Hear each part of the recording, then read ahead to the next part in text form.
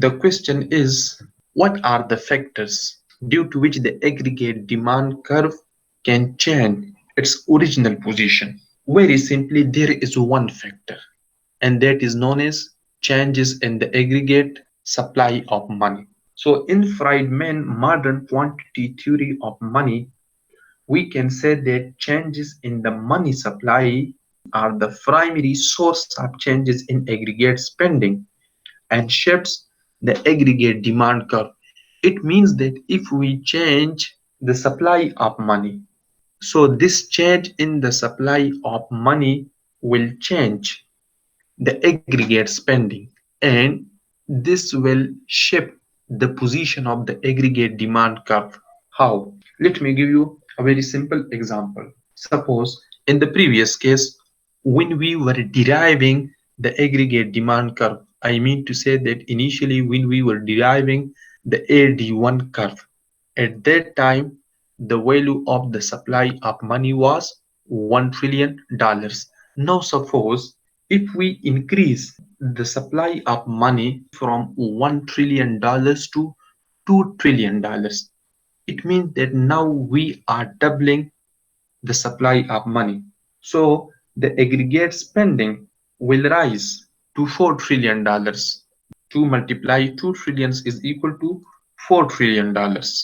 If the price level is 2 and the quantity of aggregate output demanded rises to 2 trillions, you can see point a dash, because now Py is equal to $4 trillion. So therefore, at a price level of 2, the aggregate demand curve moves from point A to point A dash. Now, suppose if the aggregate price level is 1, so the quantity of output demanded rises from 2 to 4 trillions. We will move from point B to B dash. Now look at here. Here, the aggregate price level is 1 and the aggregate output level is 4. It means $4 trillion. So now we are here at point B. And now suppose if the aggregate price level is 0.5, so output demanded rises from $4 to $8 trillions. It means that we will move from point C to point C dash. The result is that the rise in the money supply of $2 trillion shifts the aggregate demand curve to 82.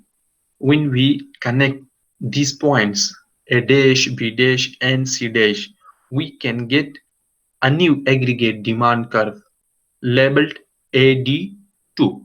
You can see that the new aggregate demand curve is on the right hand side of the original aggregate demand curve, or simply we can say that the original demand curve has shifted to the right side. Why? There is only one reason, and that reason is known as increase in the quantity of money supply. We have increased the quantity of money supply from $1 trillion to $2 trillion. That's why we are getting a new aggregate demand curve, which is on the right hand side of the original aggregate demand curve. If we decrease the quantity of money, what will happen? If we decrease the quantity of money supplied, it will lower the aggregate spending proportionally. I mean to say that it will reduce the quantity of aggregate demanded at each price level. So what will happen? It means that a decline in the money supply shifts the aggregate demand curve to the left. And on the other hand, if we increase the quantity of money supply, the aggregate demand curve will shift to the right side. That's why the monetarists were of the view that if we change the quantity of money supply, we can get a different value for the aggregate output spending.